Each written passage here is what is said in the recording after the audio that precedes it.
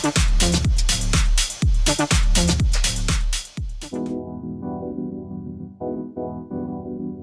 this video, we're going to take a look at the step sequence mode. You can access it by pressing this button here, step sequence. The pad bank is split into 3 sections. The lower left 16 are your samples, the lower right 16 are the velocities they'll play back at, with red being the highest, yellow being the lowest, and the top 32 are the sequencer itself. So let's start adding some samples.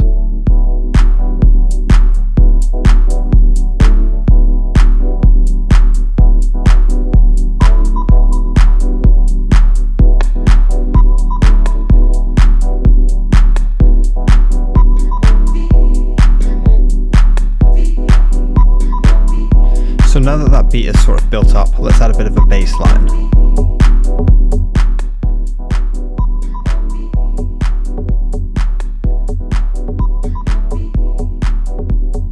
I'm going to double my pattern to 4 bars by holding Shift and pressing the double button. And to access the second 2 bars, I hold down step sequence and press this pad here to access the second half. Now I can add some more claps to the second half of the pattern, just to keep it a little bit more interesting.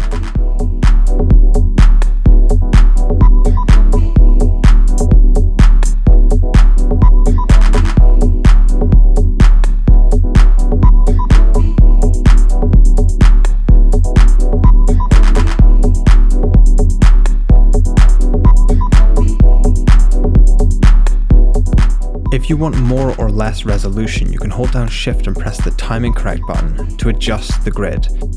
Notice that the samples are not playing back at any different speed, I'm just seeing a different resolution so I can have more or less detail.